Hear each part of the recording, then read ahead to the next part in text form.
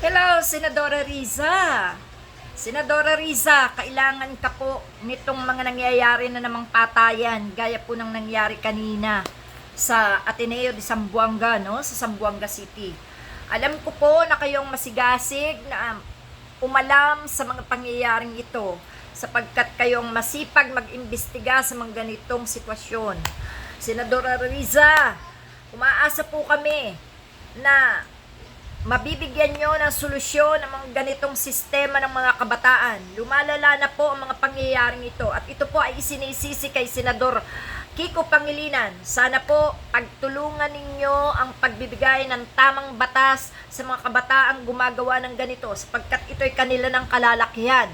Kung sila po ay hindi mabibigyan ng tamang batas o tamang parusa sa mga ganitong klase ng bata, ay lalaki po sila ng mga killer. Lalaki po sila na walang kinatatakutan. Magagaya na naman po sa mga pinagagawa ni Duterte ang bansa natin kung sakasakali.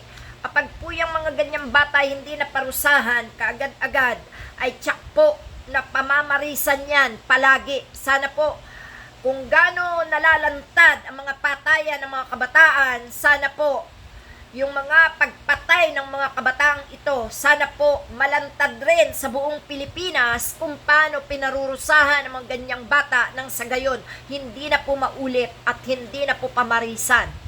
Senador Riza, kayo lang po ang talagang may tapang na mag-imbestiga sa mga gatong klase ng pagpatay, lalo na pagdating sa mga kabataan. At kay Senator Kiko Pangilinan, lumaban ka, Senator Kiko, sa mga fake news na ipinamamalitang ikaw ang nagbibigay daw ng pagpapaunlak pa sa mga pumapatay na yan.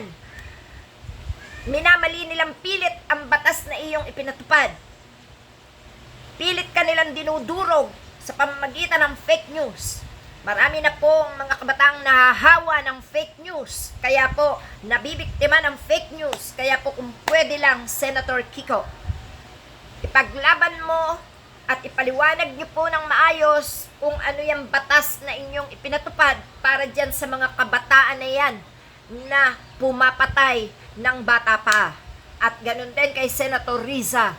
Senator Riza, ikaw ang pag-asa naming mga ina na susupil at gagawa ng tamang batas para dyan sa mga bata pa'y kriminal na. Salamat po.